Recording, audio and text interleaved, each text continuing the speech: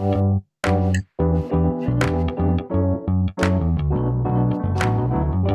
by Riverside.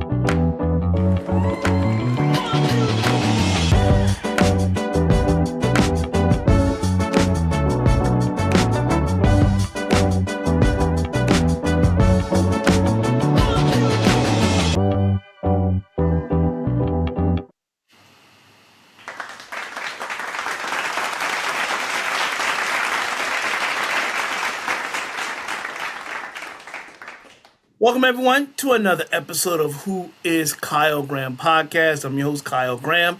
Thank you for joining me this week. As always, before I get started, remember on any platform you're watching or listening on, press the subscribe button, get notifications for brand new episodes of this show. So whether it's YouTube, Spotify, Amazon Music, Apple Podcasts, Deezer, iHeartRadio, or Who is Kyle Graham podcast.riverside.com. Press the subscribe button, get the notifications, and also let everybody know about the show. Put comments in if you like it, what I should change, the whole nine. You get at me on social media. It's Who is Kyle Graham or Kyle Graham. Just look it up and you will find me. Let me know what you think. And remember, spread the word around about this podcast, Who is Kyle Graham podcast. That's it. Who is Kyle Graham? That's it. It's easy. Now, normally, like I said, each week I will have a topic to kind of get into. I don't have anything in particular. I knew I said that wrong. So I kind of just want to chat it up a little bit. Kind of stuff ripped from the headlines and just, politic about that. Nothing in particular that came across me like, you know what, I'm going to say something. But I did find something interesting that I need to start the show with. And that is, I came across something about Nicki Minaj. So Nicki Minaj is charging fans $10 a month for exclusive content amid court battle over alleged debt. So Nicki Minaj has a new way of making money by charging her diehard fans to see all her social media rants. Over the weekend, the Pink Friday rapper announced fans could pay $10 to see the exclusive post on X, formerly known as Twitter. The entertainer explained, quote, "You can now subscribe to my X account. It's for people who want to have fun, think deeper, grow, learn, laugh, cry, cuss people out, look cute sometimes, be yourself at all times, elevate, levitate, and meditate."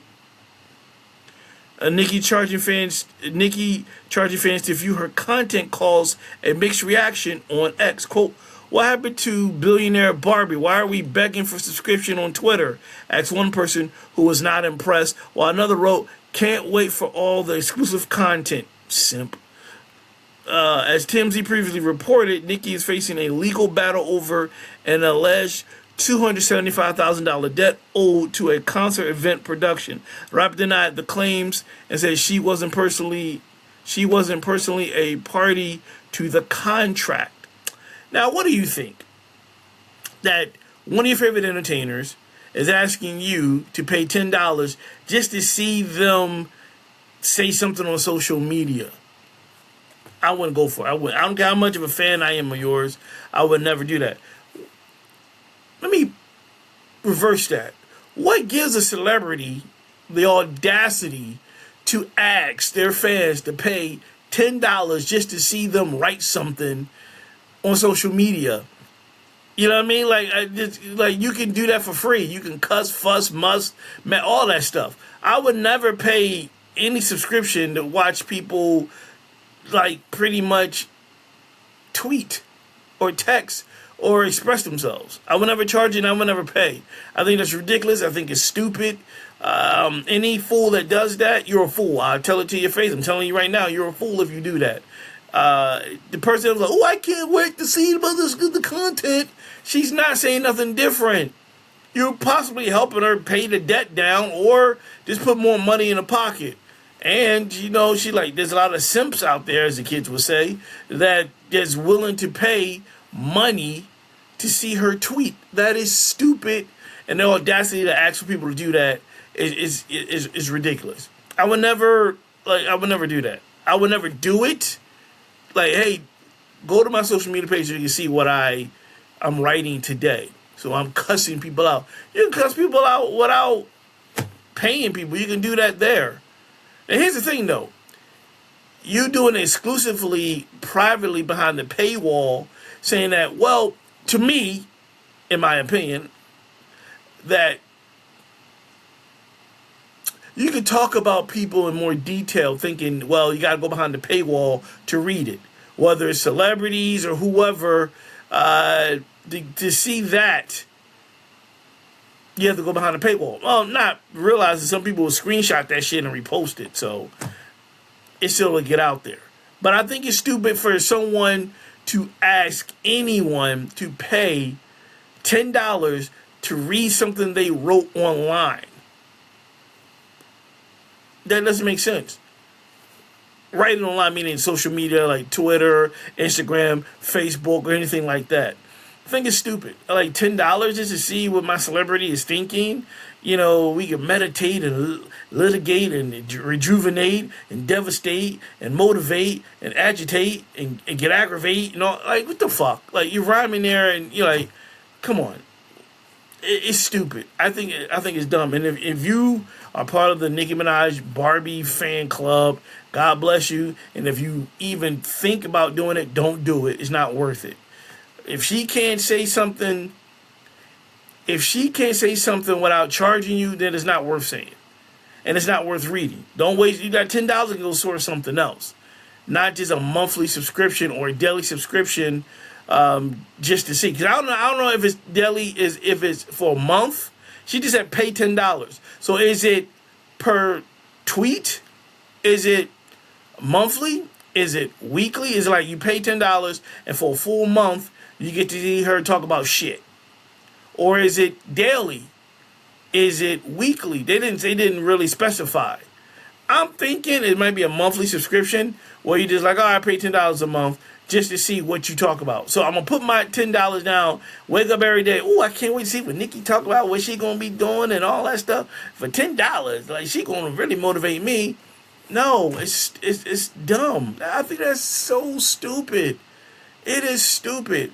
And for her to ask her fans to do that is just irresponsible as a celebrity. I just think like that's just something you don't ask your fans to do for social media. You know what I mean? Just for you to like levitate, motivate, devastate, agitate, aggravate, all the eights. I wouldn't even bother to do that. I would never ask. I think this just irresponsible for a celebrity to do that. Even though she's a B- celebrity now, I would never waste my $10 just to see a celebrity, even their A++, tweet something on social media. Like, what are you going to say that I can't say myself? You know what I mean? Like, what are you going to drop the lesson of life? The cure for cancer, the cure for AIDS, like the secrets of the Bibles that you like. What is that you going to say that's worth $10, hypothetically monthly, that you can't say for free? Who the fuck really want to hear that shit? What do you have to say that's so important that you're going to charge people $10 a month? Somebody out there let me know. Get at me. It's easy to find me. But get in the comments. Let me know what is worth $10 a month. Is it worth it? Is it worth it? Chat me up. Is it worth it? Do you think it's smart? Why you think it's smart? And is it worth it? And would you pay $10, not for her, but with your favorite celebrity, just to see what they say on a daily basis on social media? Y'all let me know. Y'all let me know. Because I'm telling you right now, hell no. Or excuse me, fuck no. Because it ain't happening. I don't care. It's like, no. It's ridiculous. It's ridiculous. And she should be ashamed of herself. And yeah, she should be ashamed of herself. Moving on. Cartel Beau arrested for felony kidnapping after allegedly holding the mother of his children captive in a locked closet. Cartel Beau has been arrested and is being held without bail after being accused of kidnapping the mother of his 3 children and holding her against her will while sexually assaulting her for several days before she escaped. The Houston rapper, whose real name is Warren Brown, was taken into custody last Saturday, July 25th, according to documents obtained by the Houston Chronicle. This was not for the kidnapping, however, but for charges of family violence, assault, and assault causing bodily injury for allegedly assaulting the same woman after her Uber driver in June. The woman was reportedly able to escape the following day due to his absence. Court records allege Bo abducted the woman on Tuesday, July 21st, and refused to let her leave. According to investigations, the woman escaped by breaking out of the locked closet while still wearing handcuffs. A nearby resident reportedly found her, gave her food, and called police, who found her at a nearby Waffle House, still in cuffs, for she was taken to the hospital for medical treatment. My apologies. Bo was officially charged with kidnapping at that point. Police say they recovered zip ties from the home where the alleged kidnapping took place, along with a deadbolt installed on the closet door. Fast food wrappers were also reportedly found inside the closet. In a statement, the defense attorney, Sam Milledge, said of the allegations, quote, "They're not the prettiest, but at the same time, I've dealt with worse. You just have to let these things play out." That doesn't sound too positive from your own lawyer. Cartel Bo still will return to court Monday, August 3rd, which just passed, for a hearing on the felony cases involving the aggravated kidnapping and family assault allegation. He will then return to court again Friday, August 7th, which just passed, for the misdemeanor charge of allegedly assaulting the Uber driver. Wow. Raise your hand if you think he's not going to do time. Yeah, no one's raising their hand. He's going to do some fucking time. Like, it's there. I never heard of this cat before, Cartel Bo, but I found the story interesting to share on the show. Never heard of him. This is some heinous shit that he's doing. But yeah, dude, like, what type of shit is wrong with, like, are you taking on the character of Cartel Bo a little too seriously? Do you really think you that dude?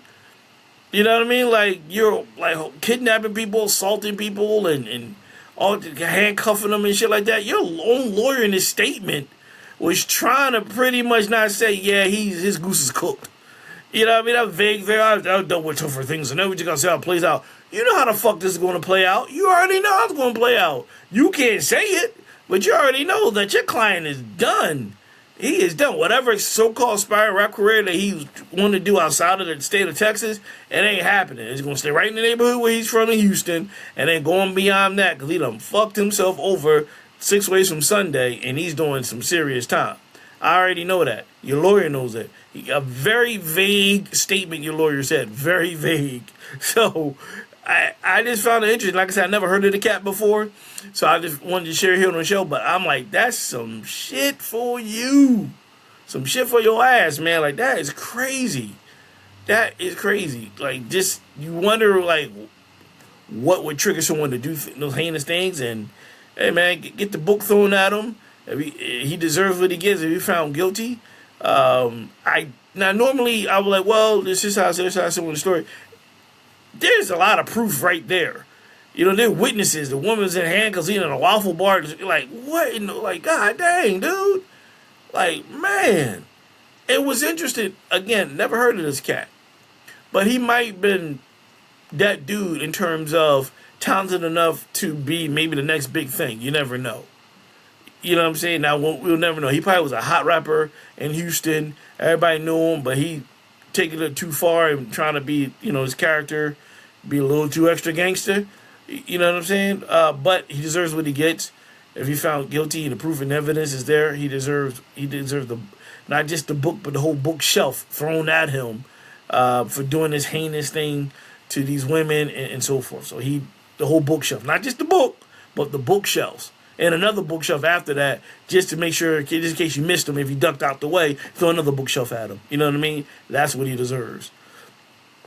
Jaafar Jackson first post Michael role to be opposite Will Smith. I'm going to watch Michael. It's actually coming on cable, so I'm gonna watch it. I've been seeing clips recently since they've been like, it's gonna be like on Stars. So I think tomorrow, the 10th, as I'm recording this. But it looks good, and yeah, I can't wait. So Will Smith might have found. Oh my God, these writers. Okay, it's such a cheesy line. Will Smith might just have found one smooth criminal in Jaafar Jackson. You're making a reference to Michael Jackson's song "Smooth Criminal." Jesus Christ, that's so cheesy. After making his acting debut in a $1 billion hit, Michael, the King of Pop's nephew, has lined up his follow-up gig in a role in Smith's action thriller Supermax. Quote, "Y'all ain't ready," Smith declared on social media on Monday, alongside a video of a text message exchange between him and Jackson. "Love what you do," Smith wrote to Jackson. "You are the truth," in capital letters. No details are available yet on who Jackson will play, but Smith described it as a fun part. Directed by Halloween's David Gordon Green, Supermax stars Smith and Anna Sophia Robb as a pair of FBI agents investigating a seemingly impossible murder within the impenetrable walls of a maximum security prison. Let me stop there. I'm impressed. That's impenetrable without messing up. So, yay, Philadelphia school system. The 30-year-old Jackson earned rave reviews for transforming into his late uncle, Michael Jackson, and the recent biopic Michael, and his show-stopping performance will likely have his name in the awards conversation. Jackson casting in Supermax comes as he waits for the official word on the Michael sequel. The film concluded well short of the end of Jackson's life, sidestepping the impending controversies, and just before the credits roll, a little title card reads, "His story continues," appears on the screen. This first movie stops well short of telling the full story of Michael. Lionsgate boss Adam Fogelson told The Hollywood Reporter, "There's a lot of amazing music in the catalog that part of the story doesn't get to." So we have said that there is room for another film, and I can tell you that the filmmaking team has been hard at work being ready for a second film, and when the right moment comes, we would be excited to announce that is definitely happening. For Smith, it's been more than 2 years since the last Bad Boys Ride or Die, which grossed over $400 million. You know, this is good for Jaafar to do a follow-up of another film, another type of genre, and get his career going.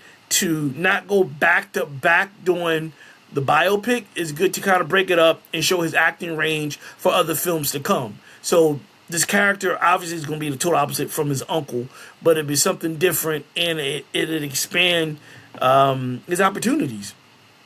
Will Smith still have that staying power of making hits. Bad Boys Ride or Die, I think his first film since the situation with Rock, and it didn't affect his career. It was a good movie and it made $400 million. That's a hit. The Michael movie, definitely when Oscar season comes, need to be nominated in multiple categories across the board. $1 billion, from screenwriters to directors to actors to supporting actors and actresses across the board. Shouldn't just be just for makeup or some weird shit that no other category that, you know, never would have heard of, like, you know, the one that taught, you know, choreography. That's not weird, but I'm just saying. Or some shit like, I don't know, catering. You know what I mean? Don't do editing, don't just do choreography. Get in the meat more like the screenwriters, the director, actors, like that. It should be multiple nominations for a $1 billion biopic. Like, it says something right there. It made the industry a lot of money. And then a lot of people did say, like, well, it didn't go into, you know, the rest of his life. Well, there's so much you can do with Michael Jackson is a lot, but it's a 2 hour plus movie, and you want to do it right. So obviously a sequel's coming, and you're going to have to. The second half of his career, the second half of this, the allegations do come up, so you're gonna have to face that. You can't go around it. And then outside of just a lot of great music and albums, there are the allegations and his kids and all this stuff in the interview. I think the second one is going to be a little more darker, I would say. The tone is going to be different because you're going to be talking about the serious allegations and everything at Neverland and so forth. The first half is a little lighter, like how he got there, and even though he's been through some shit. The second one, it's the Scarlet Letter phase of the things he's been accused of, and the complexion change, the vitiligo, and all that. The tone is going to be different, and I just imagine his nephew, who probably lived through that, seeing his uncle go through all that. It might be a little difficult. It's going to be kind of difficult for him to play and so forth, because he lived through it. That's his uncle, so I'm sure he knows the inside stuff that his uncle went through, and his family and so forth. Like I said, I can't wait to see the movie. I hope Jaafar has a great career and doesn't get stereotyped. And I think this is the perfect opportunity between both films to just, again, show his talent. And I hope he gets his balloons Oscar season along with Antoine Fuqua, who directed, and I think he co-wrote it, and amongst with Nia Long and Coleman Domingo, I don't know if that's right, Lorenz Tate. So long list of people that deserves Oscar nominations. $1 billion. That whole ensemble deserves Oscar nominations. $1 billion for a biopic. I think the top grossing biopic in history. If I'm correct, if it's not number one, is right there. So it definitely needs to get their balloons on when Oscar season comes around in a couple of months when they start doing nominees. Because if they get shut out or they get a half-ass nominations, people are going to go crazy. It's a $1 billion movie. That says a lot. That says a lot about the talent that was in front of the camera and behind the camera. You know what I mean? The immediate talent of acting, not just wardrobe, not just choreography, not just music, you know what I mean? Not just catering. Actual directors, the writers, and the actors need to get their balloons and get nominated and actually win. You know what I'm saying? I really think they should. So, and like I said, I looking forward to seeing Supermax whenever it comes out. Didn't say when it does. It sounds kind of cool. And I want to be able to see Jaafar Jackson in another role. That's awesome. And like I said, Will Smith is still Will Smith. He still do his thing. He still has that talent. He still bring people in. And he still has the Midas touch. He does his thing and people show up, and if it's good, it's good. If it's bad, it's bad. But they're just going to base it whether the script is good or not, acting is good, not just off of what happened years ago. You know what I mean? So we'll see. Staying with the Jackson family, Joe Jackson docuseries announced for BLK Prime, narrated by Marlon Jackson. Marlon Jackson developing docuseries exploring father Joe Jackson's legacy. The upcoming BLK Prime series will examine the life of the Jacksons family through the perspective of son Marlon Jackson. Joe Jackson's life is set to be spotlit in a new documentary series from BLK Prime, with son Marlon Jackson helping narrate and develop the program. Per a post by the Jacksons on Instagram, the series will be titled "The Manager, the Mythology, the Legend," and is anticipated to be an inside look into the man who guided the Jackson family from Gary, Indiana, to global superstardom. The season is set to be 8 episodes. In a statement shared, Marlon said the series aims to present a more personal portrait of his father. Quote, "Our father's life is replete with triumphs and challenges, and we firmly believe that this series will offer a distinctive and accurate portrayal of the man behind our family," he said. "We are thrilled to share my father's ineligible legacy with fans worldwide, granting them an intimate glimpse into the remarkable individual we knew and loved." The docuseries is expected to explore Joe Jackson's early life, his ambitions, personal struggles, and the role he played in building one of music's most successful family dynasties. Promotional information also indicates that the series will revisit the Jackson 5's relationship with Motown, the pressure surrounding the family's atomic rise, and the bonds that molded their journey. Joe Jackson managed the careers of Jackie, Tito, Jermaine, Marlon, and Michael Jackson as the Jackson 5 emerged as one of Motown's biggest acts, later helping launch daughter Janet Jackson's early entertainment career as well. The announcement comes as revived attention has been placed on Joe Jackson's complicated legacy following the release of the Michael Jackson biopic, Michael. While widely recognized for helping shape the careers of his children, Joe has faced long-standing allegations of physical and emotional abuse from several members of the family. He acknowledged using strict discipline while denying many of the accusations made against him. BLK Prime says the new series will offer viewers a closer look at Joe Jackson's life from the perspective of those who knew him personally. No premiere date has been announced, though the streaming platform says more details about production and casting will be revealed in the coming months. I think that's dope. I think that's a good idea to have, to get to know the man behind the dynasty. The man behind Janet and Michael and Tito and Jackie and LaToya and the sacrifices he made. People don't realize, outside of the allegations he went through on disciplining his kids, he had a dream. He had a vision to get his family out the ghetto of Gary, Indiana, and out of being poor, and he risked it all. He sacrificed a lot, and a lot of people don't see that, understand that. And without him, there isn't a Jackson 5, there isn't a Janet, there isn't a Michael, without his vision, his determination. And a lot of people forget about that because they're more so focused on the allegations of him being a very strict disciplinarian.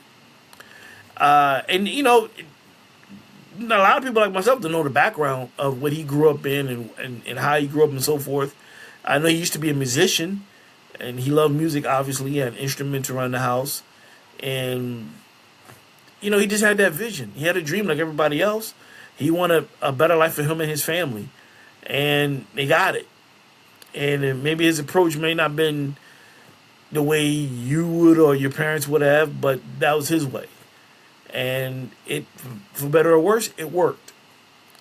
Out of his determination to get his family out of poverty and position them better in life, you got one of, if not the biggest star in history in his son Michael, and right there is his daughter Janet, who's still killing it till this day. And his nephew, who I just talked about, is doing his day. Any other nephews doing it, and other family members. But it all came from his vision, along with Catherine Jackson. They just let's do this. And a lot of people thought he was crazy, and maybe he was. But he stepped out on faith, and he did his thing, and he gave us great entertainment with his multifaceted family. And I think it'll be dope. I don't know what BLK Prime is. I got to look that up. Never heard of the streaming service. I got to look it up, see if I have it, see how much it costs. Hopefully it's a free join or whatever.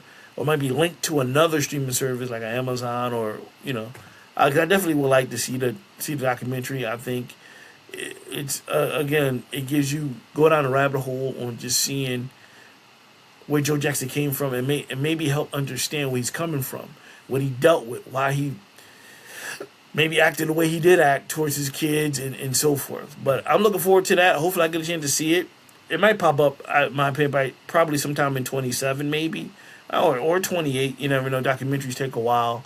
Footage and interviewing people and doing research. It takes a while to do.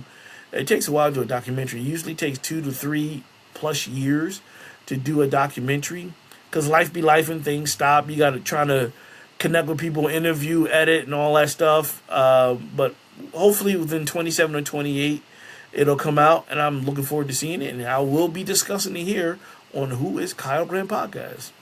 All right, moving on. Let's see. Okay, this is interesting. Your boy Dame Dash says the Breakfast Club is lining him up and wants to know why nobody covers his wins. So Dame Dash posted a video accusing the Breakfast Club of amplifying only the negative parts of his life while ignoring everything going right. And he named co-host Lauren LaRosa directly. He said his girlfriend called him in the middle of a meeting to forward him a clip from the show, and that the segment was about his bankruptcy. His version of what happened in court is this: they defaulted the bankruptcy. They would not let him go bankrupt. They do not believe him. He said nobody reported that. He also said nobody has reported anything about OG Stories, his BT series, while what the Breakfast Club did cover. The series while what the Breakfast did cover was the time he asked his own daughter for money. Here is where a fact check has to come in, because his claim about the case is not something anyone has confirmed. Dame Dash filed a Chapter 7 bankruptcy on September 4th, 2025 in Florida, listing more than $25 million in debt against $4,350 in personal assets, which included 100 in cash, a cell phone, some clothing, 2 firearms, the bulk of what he owes to the government, roughly $19 million across New York State, the IRS, Los Angeles, and New Jersey, plus more than $647,000 in domestic support obligations to former partners, including Rachel Roy and Cindy Morales.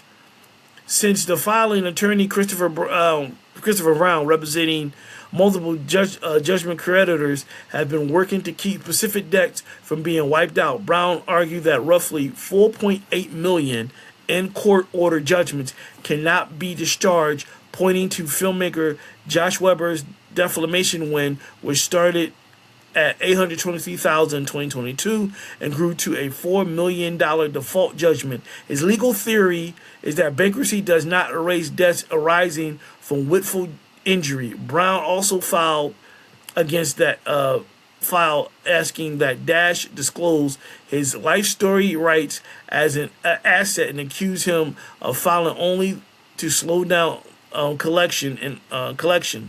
In October, a federal magistrate judge ruled that the public auction of Poppyton LLC films and copyrights plus assets already assigned to the U.S. Marshal before September 4th could proceed despite the bankruptcy. So here is an active fight over whether he gets discharged, whether a court has actually entered a default against him, which is what he says happened, is not something that has surfaced in any reporting. Take that apart as his account until the docket says otherwise. Now it goes on from there, on where they're pretty much going against what he is saying in terms of what he's saying is happening versus what the paper is saying is actually really, really happening. So at the end of the day, with the Breakfast Club, he feels as though that they're only talking about the negative things that are happening in terms of going bankrupt, going to court, and all these accusations coming at him without really always saying the good things like OG Stories and other positive things that are happening in his career and so forth. Now, listen, that may be true. In his opinion, he might feel that way. That was like, I'm always hearing negative this about me, but you're not talking about OG Story. It possibly right. Because you know what, at the end of the day, a lot of shows like that more so lean in more of the negative than most of the positive. Well, we get the tongues wagging. or we get the eyes watching. Well, you talk about negative shit. But if you know, if you go into, well, have a successful, show at BET, not too many people will comment on that. They'll say whether it's good or bad or whatever. But if you lean into, well, he's getting sued by this guy, that company, this person, they owes money here, here, then you get comments from the peanut gallery, meaning the rest of the hosts and people in the comments saying whatever. They keep it going, keep it interesting. Possible. You know what I mean? Then, and then maybe they mentioned it and they glossed over it because it's not juicy, it's not tantalizing to talk about. A lot of these shows are set up to only talk about the negative stuff, which is true. I'm not in a position to do that. I talk about charities and I talk about whatever. I talk about both. And I commend both sides. I give comments on both sides, I should say. But shows like Breakfast Club and other podcasts, they kind of lean in towards more of the gossip side, more of the negative side, because there's more things to talk about. There's more meat on the bone with that than something positive than saying, yo, OG Stories is doing great. This artist is doing pretty good. He's actually coming out the mud and about, and rising as a phoenix. There's so much, you can just say that real fast and that's it. Compared to like, yo, he owes this person, he lost the rights to this person, he lost the rights to this, and this. There's a lot more meat on the bone to just talk about, and you can have a nice little segment with that or a whole show, just that alone. So he might be in the right, he may be right. You know what I mean? It's like, depending on the point of view. I'm not an avid watcher of that show. I don't know. I just, depending on what guests may come on there, I might watch it. But I'm not an avid watcher, and I don't know exactly. The clips I saw was them talking about, I guess, the lawsuits and what he owes and the bankruptcies and stuff like that. And maybe they did mention OG Stories and I didn't see it. Maybe I don't know. But he has a right to feel that way. He has a right to have an opinion on it, and he has a right to, speak his mind on it. If he feels though that he's being shitted on, he got the right to say that. And of course, they bounce back and say, "No, it's not true." Who's to say? Now, I can't say this side is, there's this side and there's side somewhere in the middle of the truth, because it's kind of like, well, you can overly just listen for yourself. And you can have your own opinion. Like, no, I think they're pretty, you can say, I think they're pretty fair. Some may say, no, it might be a little lopsided. Who knows? But I do agree, if you're going to talk about the good, you talk about the bad. And talk about the bad, you should talk about the good also. In the same breath. Because if you know if a certain artist or a certain athlete or whatever has done bad, and at this moment he or she is actually doing something good, then acknowledge that. Or vice versa. Someone who did good look like they've done bad, you acknowledge that also. Don't just, you know what I mean? Like, just can't lean on one without leaving the other. So maybe that's what they need to do, and they expound on it a little bit more. I don't know. What do you guys think? Let me know in the comments. All right. Moving on from that, just see who else I got.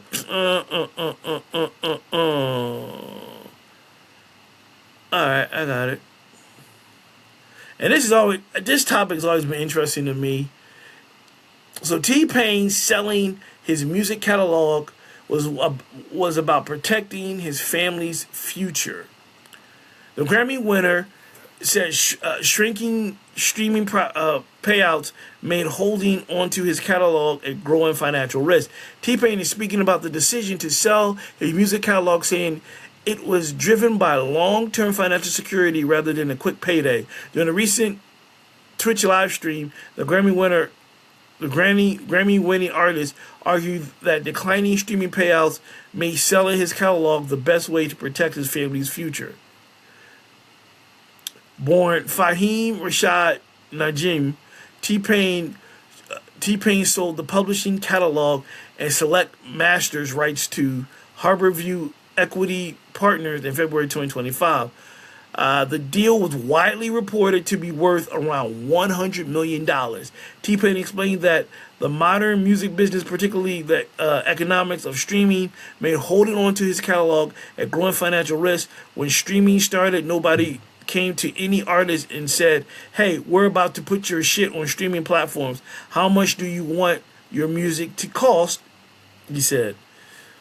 The Buy Your Drink hitmaker argued that artists has had little control when streaming reduced music revenue. Suddenly, out of nowhere, without anybody's consent, all of our music went from a dollar song to 0.003 cents per play. Nobody asked shit, he said. According to T-Pain, declining streaming payouts mean that the long-term value of music catalogs continues to shrink. My catalog is worth less and less and less without any kind of consent from me, he explained. The decision came down to protecting his family's future. I'm not leaving my kids' future in the hands of the music industry. At fucking all. T-Pain said the artist shares daughter Lyric and some music and Candies with Candies with wife Amber Najim. When Harborview Equity acquired the catalog in 2025, T-Pain described the partnership as an opportunity to preserve the legacy of his music while allowing it to continue reaching new audiences. In this situation, like I said, in terms of selling catalogs, I always say you never know what people's financial situation is. You don't know, and the reasoning behind it. I get it, I understand it, but I also wonder what are they doing that you cannot do yourself with your catalog. Now, $100 million is a lot, but they're gonna make $100 billion off of that. They are. How do you say that, Kyle? Because, again, I asked the question and somebody need to explain to me, what can they do that you cannot do? So what they probably will do normally, and I get the streaming platform, is rent your songs out, commercials, movies, TV shows. See, they're going to make billions off of that. $100 million, that's fine. And it says a partnership, but it's not. You sold it. So I get the streaming thing. So why not do what they do? So what are they doing that you cannot do on your own without selling your catalog? That's what I'm a little confused about. What makes them more, how can I say, capable of doing things different with your music than you? How do they reach different audiences that you cannot do? I don't understand that. Like, they're human beings. You're human beings. Find out how they doing it. Do it yourself, and the money and and everything comes straight to you. Because $100 million is a lot, but I'm telling you, they're gonna quadruple that, John. That shit gonna be in the billions. Because now it's gonna pop up more on the platforms for more money, on commercials, maybe no cartoons, social media, all that stuff. They're going to make money off of that, a lot more than what is given out. Again, I don't know everything, but I do have a lot of questions. And it's like, why can't you do what they do then? Like, if they're going to do this with your music, why not just do it yourself? Take your catalog and do the same thing they're doing, but you just do it yourself and you keep all the equity. I don't think it's a stupid question. You know what I mean? What do you guys think? Get in the comments, let me know. Like, you agree, disagree, does it make sense, don't make sense? Like, I wouldn't sell. I wouldn't. I'm like, well, what are you doing that I'm not be able to do? Oh, really? Then I'll find a way to do it. I'll hire some people to do it. They're good at it, all the while they're keeping my music. You know what I mean? Like I'm saying, $100 million is a lot. I would love to have $100 million. Yes, I would. But they're making 100. They're probably making 100 billion in years to come with the way they might be working. He said, bringing in new audiences. Why can't you do that? Sit down with them. Was like, what are you like? How are y'all doing? Oh, okay. And then go back and do it yourself. I'm just saying. I don't know. I just like it's something about giving up the catalogs, and it's like what makes them different from you not doing that? Like how like you can do that also. I don't know. Maybe I'm missing something. Maybe I don't know. But it incenses me when I know that corporations, companies, I already know they're gonna make more money off of that than you are. And then maybe I'm missing something, and maybe you do need the money at the time, and the whole nine. But I would think like, well, I can do what they're doing. I can get a team, and I can just keep the equity myself, and finding new audiences and finding ways on these streaming services where I can get money off my catalogs, and I can rent it out in commercials and movies and TV shows and the whole nine. So maybe I'm missing something. I don't know. Y'all get at me in the comments and school me if I'm wrong or if I'm not making any sense or I'm missing something. Let me know. The comments are there. All right, moving on.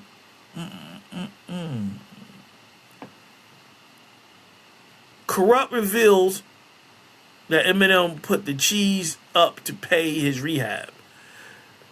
You find out you find out who your friends are when you need them the most. And in a candid interview this week, excuse me, Dog Pound rapper Kurupt revealed that when he was at his lowest, Eminem and Dr. Dre stepped in to lift him up. In a chat on another show, West Coast MC Kurupt, born Ricardo Emmanuel Brown, 53, from Germantown in Philadelphia, revealed that M secretly paid for his trip to rehab to deal with a near fatal alcohol addiction that caused seizures and led to a 3-week medically induced coma. It was Dr. Dre that called and was just giving his support. Just let me know that we all go through these things. Kurupt said he was just giving me that game, and it was M who came to the table like, I'm gonna put Kurupt with I'm gonna put Kurupt with my folks, and I'm going to put some money into getting him into like a rehab situation to where he can sit down and enjoy himself and be out the way. Nobody will know he's there. Eminem and Kurupt have a long history together, dating back to M calling Kurupt an all-time MC on the O2 song Till I Collapse, in which he says, "'Cause I'm at the end of my wits with the half of this shit. Let me do it again. 'Cause I'm at the end of my shit I'm at the end of my wits with half of this shit that gets in. I got a list. Here's the order of my list. That's it. It goes Reggie, Jay-Z, Tupac and Biggie, Andre from Outkast, Jada, Kurupt, Nas, and then me," which is Till I Collapse is a dope ass rhyme.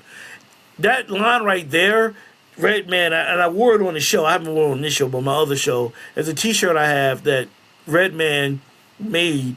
It goes Reggie, Jay-Z, Tupac, and Biggie. It's a T-shirt that I got. It was dope as shit. And I remember that now that Kurupt is one of his favorite rappers, so that's dope. Kurupt continues saying, these things cost bread, so M put the cheese up for it and said, "Tell Kurupt I love him." Dr. Dre relayed the message, and then he put me with M folks, so that was real special to me. I appreciate both of them so much, and it's like, damn, he just came out the blue from nowhere. Like, okay, Kurupt going through that, bam, boom. I'ma do that for him. Tell Kurupt get well. We love him. That's deep.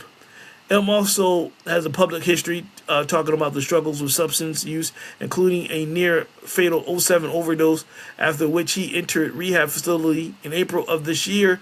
M celebrated 18 years sobriety with a snap of his 18-year-old gold coin, which read, to thine own self be true."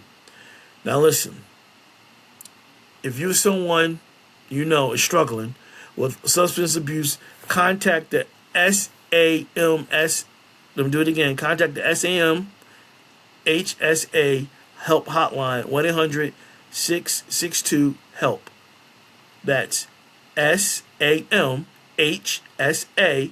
helpline at 1-800-662-HELP. There's help there for you. I think that's really dope what Eminem did. He didn't have to. There's love out there, man, and that makes me smile. It makes me feel good that he didn't have to. And he heard about it, like I got him, and he, he just gave from the heart. You don't hear too much about that. That is dope. I'm happy. I'm smiling because it's good to hear that you just help your fellow man out. And M didn't have to. And that joint do cost bread. It costs a lot of money for that. And to go out his way to do it, it was like, yo, tell him I love him. This is for him. And get better. And I'm glad he's getting better. It's not easy being an addict and overcoming a lot of things. It's a lifetime battle. And congratulations to M, who celebrated 18 years of sobriety. It's not easy. Going to rehab and then coming out and trying to stay sober is hard. Because anything can cause a relapse. Anything can cause you to do whatever. But there's help out there for you and for others out there. Go seek it, man. There's people who love and care for you. And Kurupt, man, that gave him energy. That gave him motivation to see someone who, like, he knows, just like out of nowhere, like, I got him. I got the bread. Go let him see my folks. He'll be out the way. Get him back out there. We want him alive. We want him to be with his kids and family and fans alike and be around for much longer. And that's dope. And I'm happy to hear that. That's what I'm talking about. That's positive shit there. That's some good shit, man. Stuff you don't hear behind the scenes. And I'm glad that Kurupt brought that to everyone's attention. Because you don't hear about stuff like that. You just don't. And that's a good story to hear and tell. So hopefully he sticks with it. It's a day-to-day struggle. But he's here. I celebrate he's here to give him his balloons while he is here. And shout out to Elm and Dr. Dre, man, for keeping Kurupt around and telling him, and pretty much telling him, like, dude, we need you. Get your head out your ass. Go see rehab. We need you. You're talented. Your kids need you. Family, friends, everybody.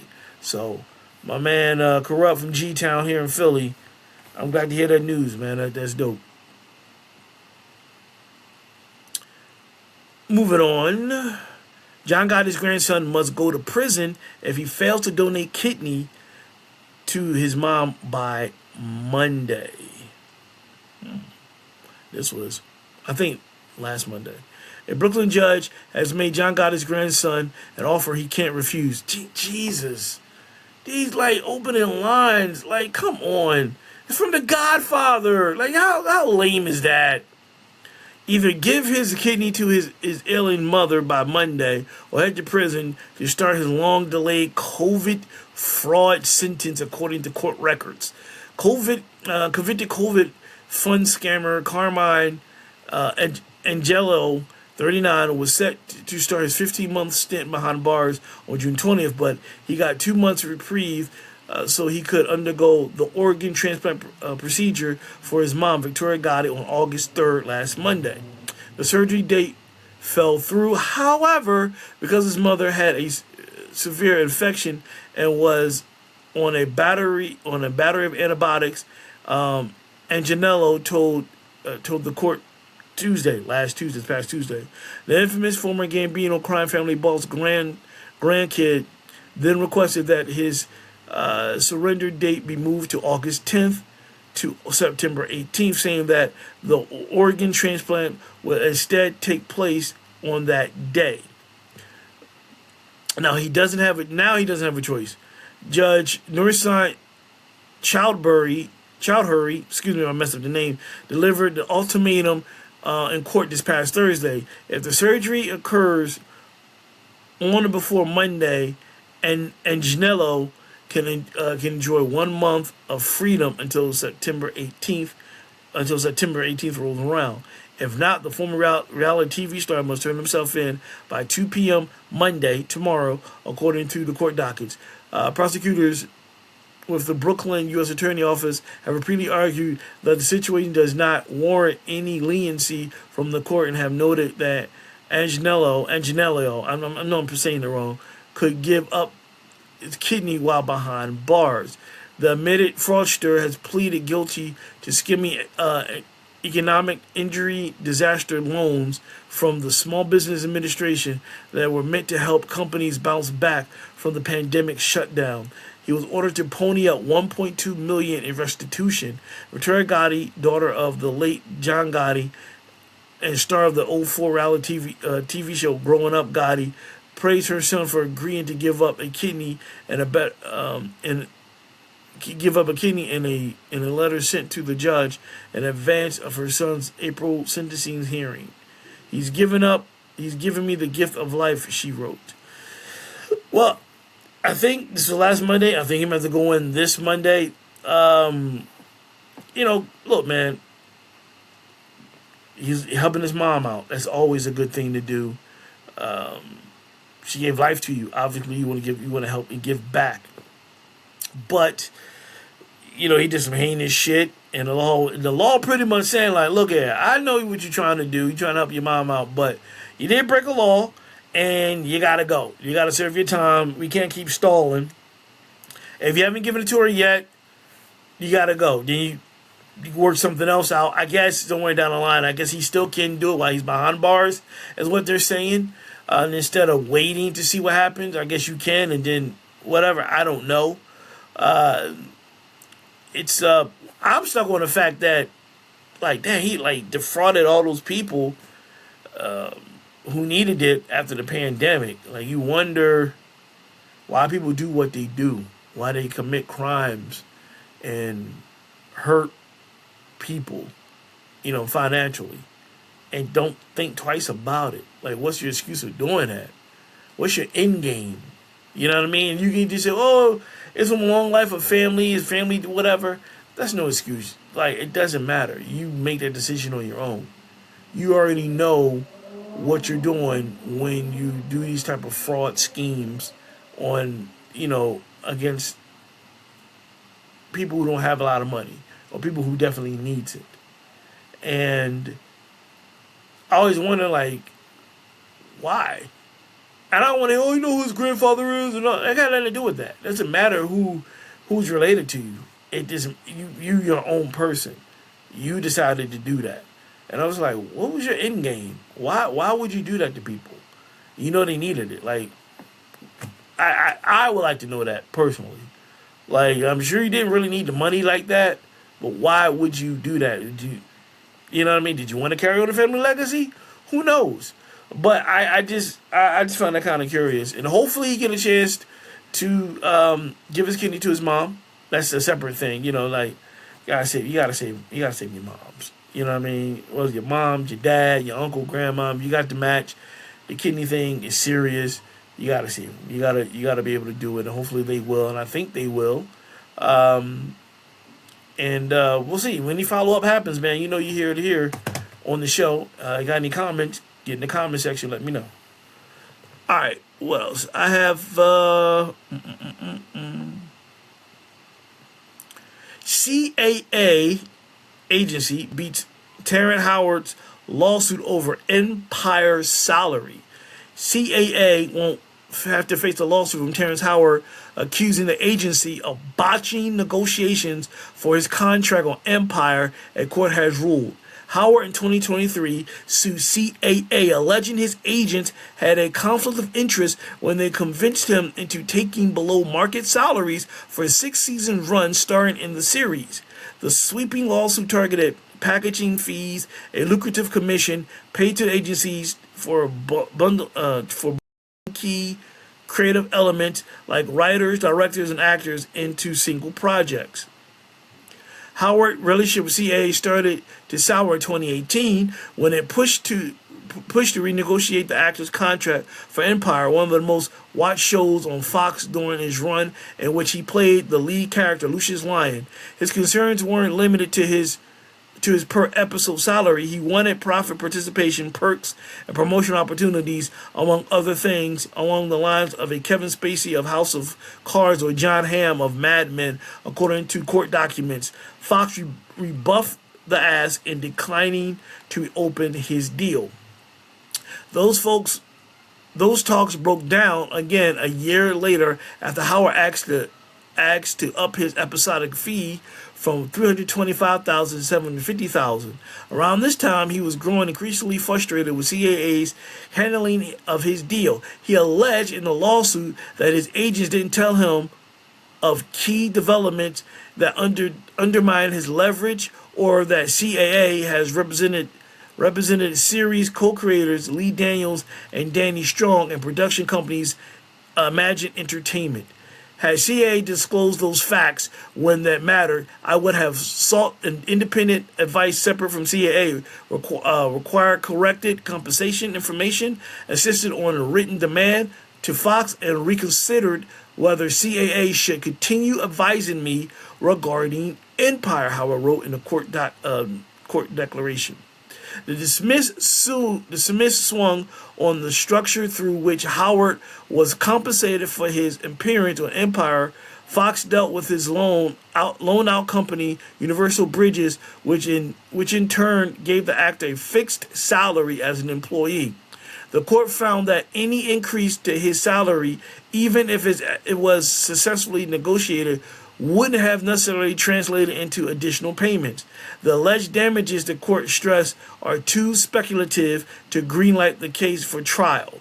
The immediate economic result of an increase in compensation would have been an increase in revenue to Universal Bridges only, wrote Los Angeles Superior Court Judge Sharol Nelan in a ruling issued on July 31st. The judge added that CAA pushed the renegotiated Howard's deal, but that Fox ultimately had the final say.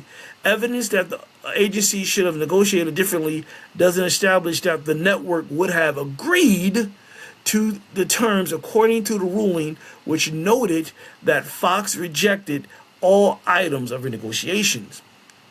Howard brought claims for breach of fiduciary duty, constructive fraud, and fraudulent misrepresentation against CAA, which did respond to a request for comment. Since the filing of the lawsuit in 2023, the Oscar-nominated actor has had a mixed run of appearances in mostly independent films. What is interesting about this whole thing is that not only did he lose,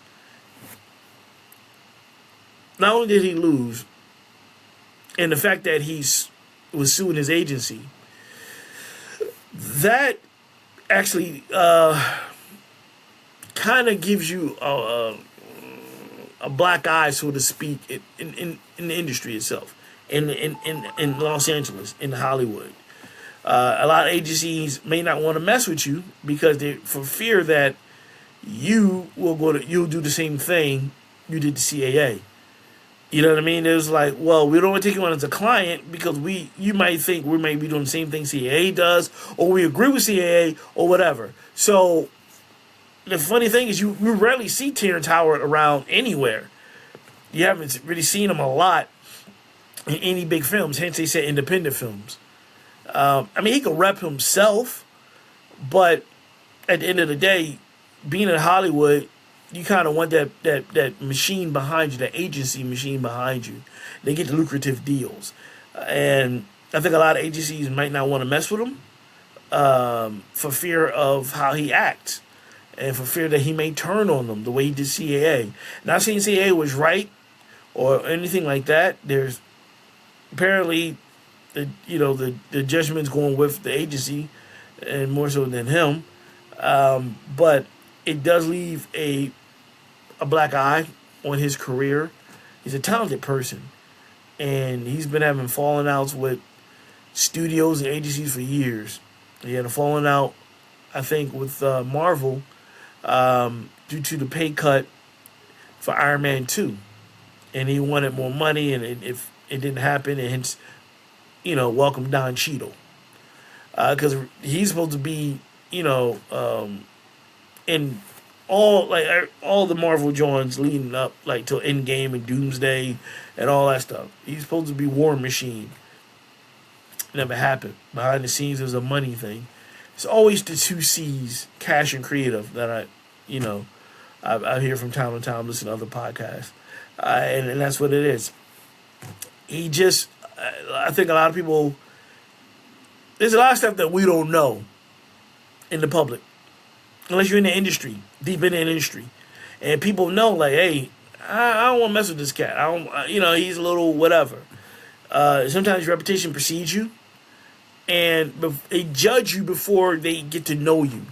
So if you're like this with CAA, who's to say you won't be like this with our agency? You know what I mean? And on top of that, and you lost. So it's like all this for nothing and you lost is what they're looking at. 3 years of legal battles and fees, you lost because of these accusations. So nobody's going to really take you on. Now if you say, well, Kyle, what if he won? If he won, they probably would be like, all right, well, shit, they did you wrong. We're not going to do you wrong. These agencies do talk to each other. They may be competing, but they talk to each other. And they pretty much follow maybe the same policies or the same routine or business model. You know what I mean? And I'm sure it's deeper than that. And it's their side, his side, so in the middle is the truth. But he lost. And like I said, if you wonder where he's been at, I haven't seen him on a lot of stuff. He does independent things, and maybe he'll bounce back, and maybe he might have to do a slow crawl to get back to where he was and beyond. It's too much talent there to be just wasted on independent films and so forth.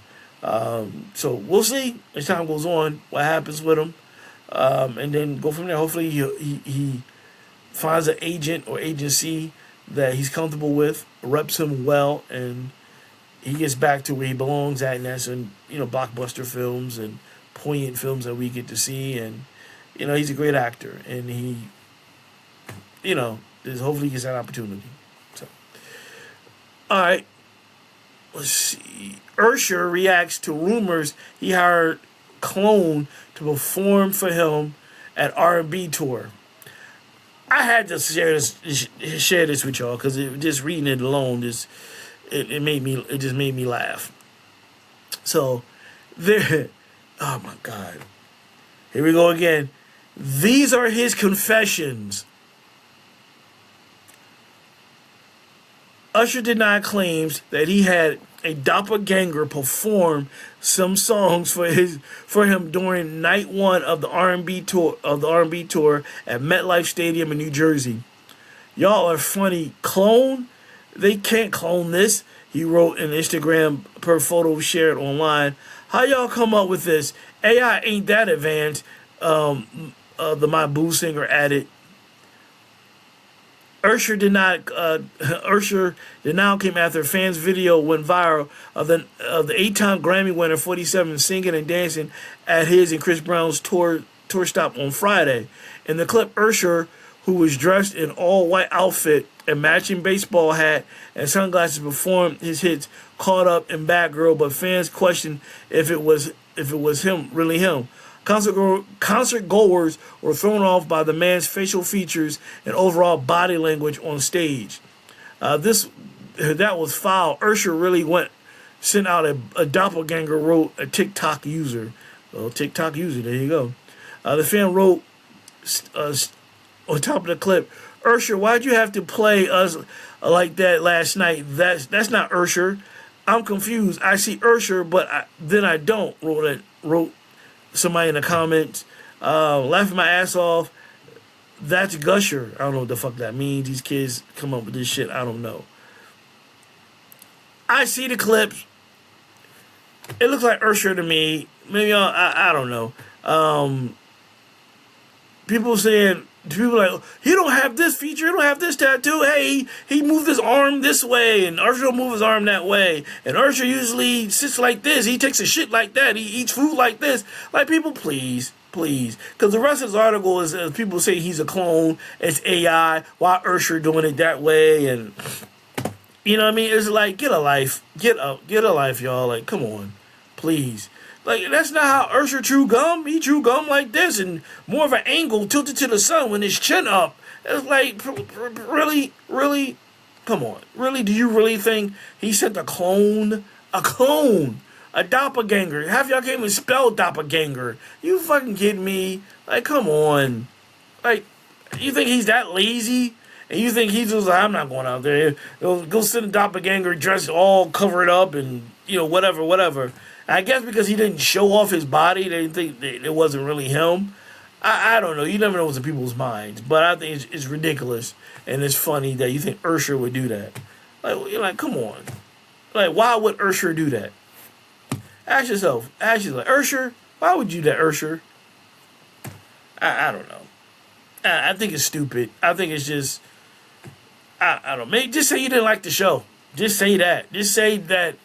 Not every concert, not every show that Brown and Usher is going to do on this tour is going to be great shows. Because each show they're going to try to do differently. Sometimes it's hit or miss. Sometimes you're just not feeling it. And maybe Usher wasn't feeling it. And maybe Usher was out of it. And maybe Usher, whatever. It takes its toll. You know what I mean? Like, doing these shows and traveling and life be life and behind the scenes, you got to take that on the stage.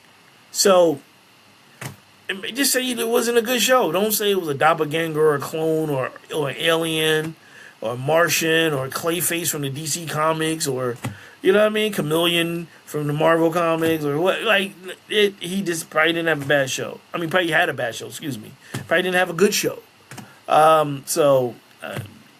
Give Usher a little more credit than that. Like, come on. Don't be dissing Usher like that. He's Usher. One more. Rick Ross blames fake bot numbers for poor Set in Stone first week sales. Rick Ross is pushing back hard against the wave of mockery that followed his worst performing album debut of his career.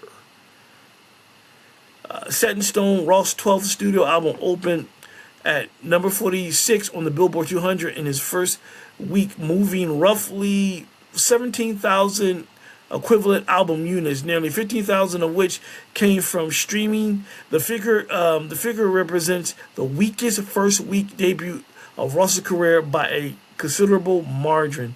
Ross's response was dismissive.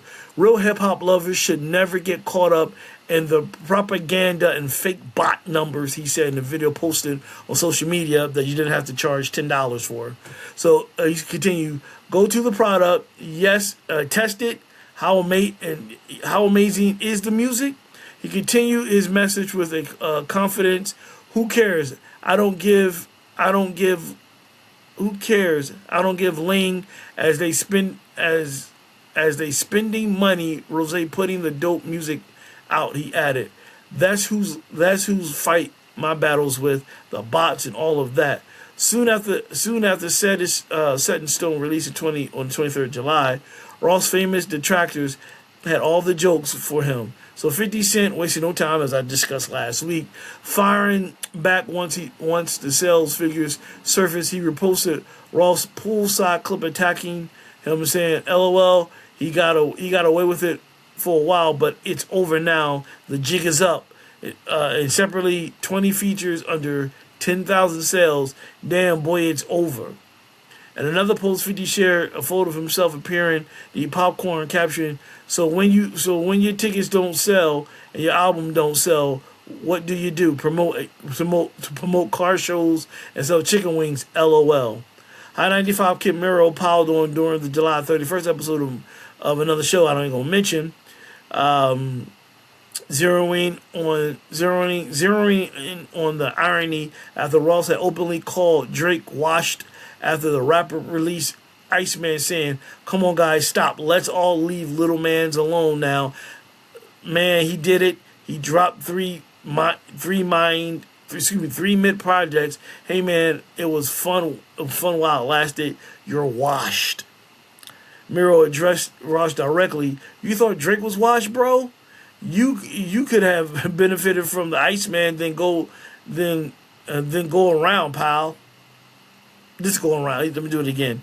He said, because some of these comments, like, throws me off because sometimes they kind of speaking in slang and shit. So I'm gonna say it again. So Miro said, addressed Ross directly. You thought Drake was washed, bro? You could have benefit from the Iceman this go around, pal. Okay. Drake Iceman spent 4 consecutive weeks at number 1 on the Billboard 200, making it the longest running chart topper of 2026 to that point.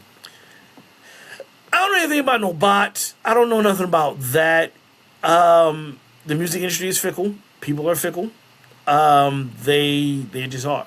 They're fickle, and it happens.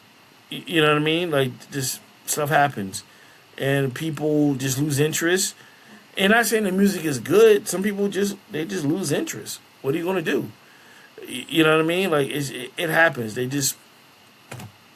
So it's not that he don't have the talent.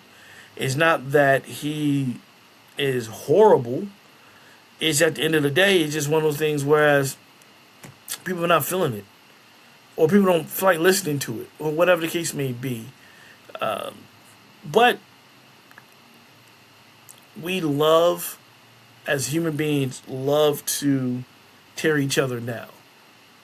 You know what I mean? We love. He did the same thing with Drake, and then, they do want to do it to him. We love that. We don't uplift enough. We tear down a lot. We need to uplift more and less tearing down. If someone is not having a good record sale or movie flop or whatever, all right. You can just all right, that's what you get. Keep it to yourself. You don't need to kick a man when he's down. That's low-hanging fruit. We get it. Whatever. You know what I'm saying? If someone is doing good, praise them. Even if you don't like them, yo, all right, man, you did your thing.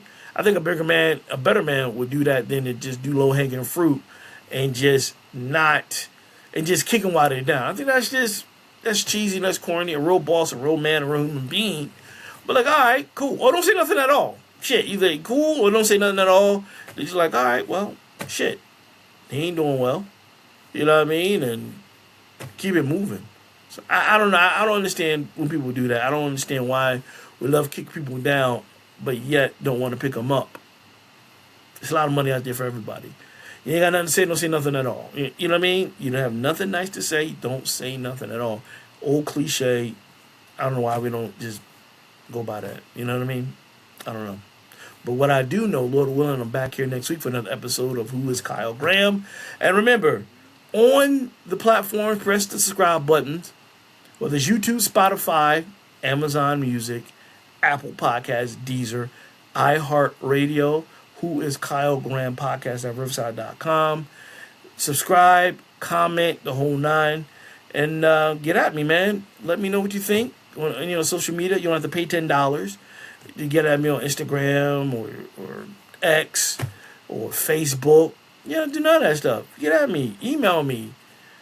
Put in the comments what you think of the topics and, what other topics you want to get into, the whole nine. So just do that and, have a good week. Remember, I always say, continue to believe whatever higher power you believe in. Take it one day at a time. Try to keep positive people around you. It'll be all right. It'll work itself out. There's people out there who loves and care for you. Don't just keep it in. Don't just keep it in with yourself. Just look around and you'll realize when you think they're not, they're there. You just got to hear them. You just have to go to them and they'll be willing to help you. You know what I'm saying? All right, everybody. I'll see you next week right here for another episode of Who is Kyle Graham. I'm out. Later.